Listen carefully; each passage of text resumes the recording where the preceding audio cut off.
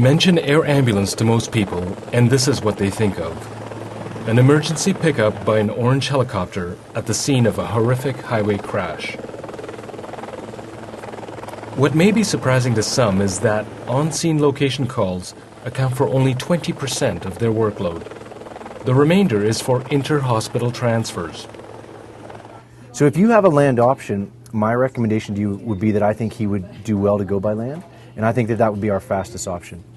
On average, over 1,000 calls a day are fielded at the operations center near Pearson Airport. But on the CT scan, you can see a small hemopneumothorax, is that right? Is any traumatic pneumothorax needs a chest drain. Here, operations staff oversee the deployment of 11 helicopters and 50 aircraft on 9 bases located throughout Ontario, with more aircraft coming shortly. Ontario has a total area of more than 1 million square kilometers. To put this in perspective, it's more than the area of France, Italy, Denmark, and Belgium combined.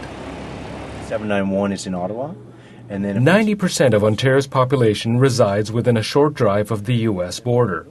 The remainder live in northern Ontario, a kaleidoscope of lakes and rivers where no roads exist. Yet despite vast distances, the communities seem closer-knit. Based in Sioux Lookout, Ron Laverty has been a critical care flight paramedic for over 20 years. Prior to becoming a paramedic and getting involved in transport medicine, I used to be a welder and a millwright. And I used to take contracts up north, and I would build whatever they wanted. I remember I took a contract in a small satellite community of Sachigo. The contract I had was to build fuel tanks so they could run their generators.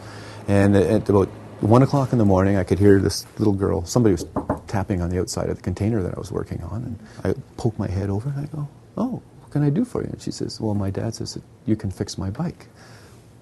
So I get out and I look at her bike, and the frame's broken, so I welded it up.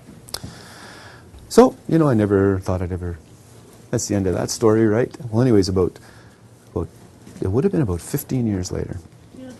I'm here in the aircraft. We get a call to go Sioux Lookout to Winnipeg with an obstetrical patient.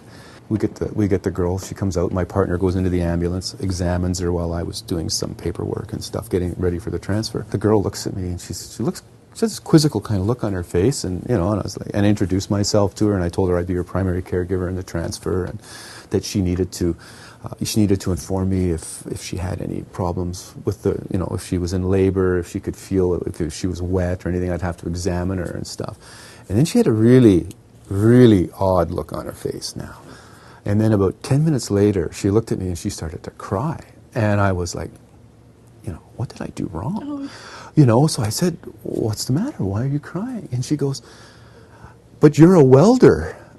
And I looked at her and I said, "How did you know I was a welder?" Well, she says, "You fixed my bike in Ponask."